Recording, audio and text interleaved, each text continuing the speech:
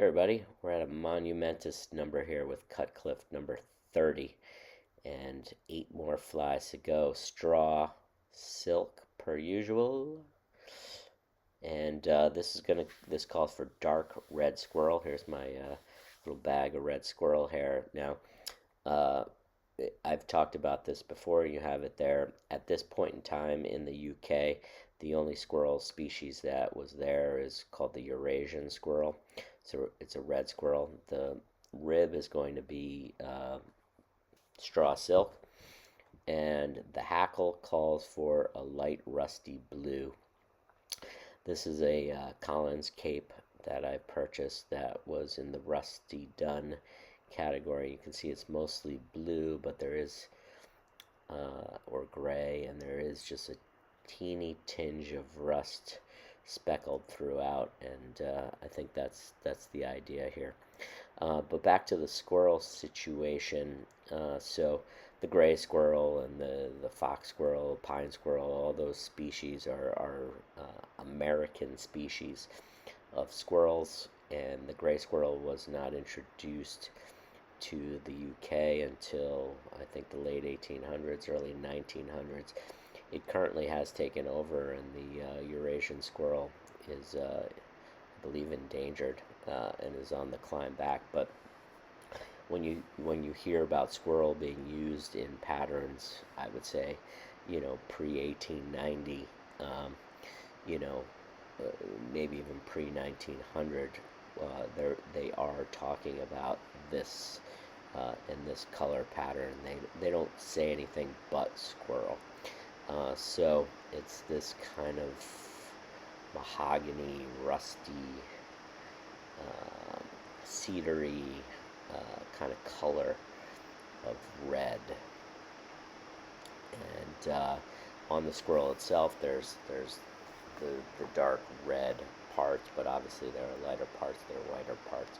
So when he says dark, he's talking about taking from the red portion of the squirrel, and that's what I've done there. It's great buggy dubbing, as so many as all the squirrels kind of are. And now this is buttonhole twist in a straw color. I'm going to rib that up. I'm keeping it twisted as I rib it up, and that kind of fulfills the body shape, gives a segmented look, and you see all the bugginess coming out from there. I'm just giving myself a little bit of clearance there with not a full barbershop cut, but a little bit of a cut, just so I can work the hackle a little bit easier.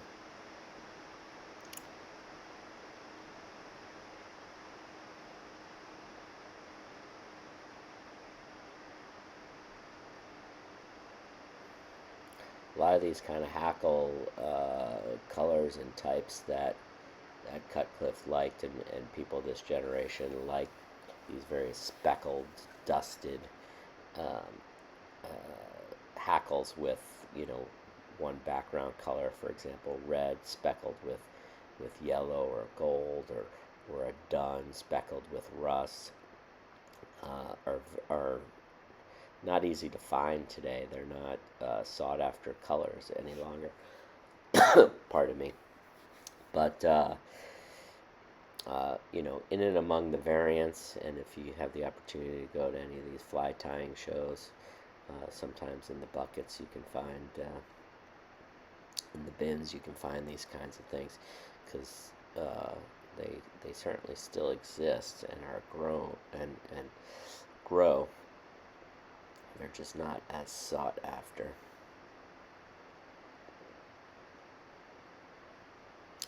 So they're tied in by the tip, per usual, doubled back, wrapped through the thorax, a few extra winds at the head, clean up that eye area, a few wraps back. Then we're going to make sure the thread is waxed there, and then we'll whip finish back to front. 3 or 4 turn whip finish. 3 is probably plenty. I think I did 4 there, but it's more about covering the space, and you need at least 3, I would say. And with the wax, you're good. So now we're just going to clean up the eye of the hook there, and then the finishing instructions is divide top to bottom. I'm just using my scissors here to curl the hackle.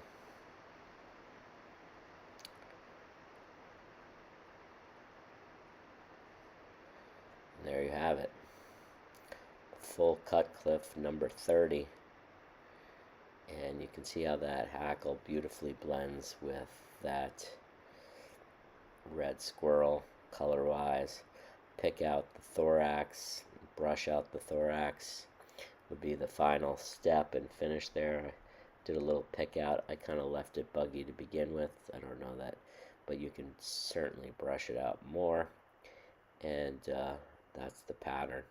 It's a great pattern, and excited to be in the 30s, and the collection is almost complete. There's a close-up of the fly, and thank you so much. Take care. Bye.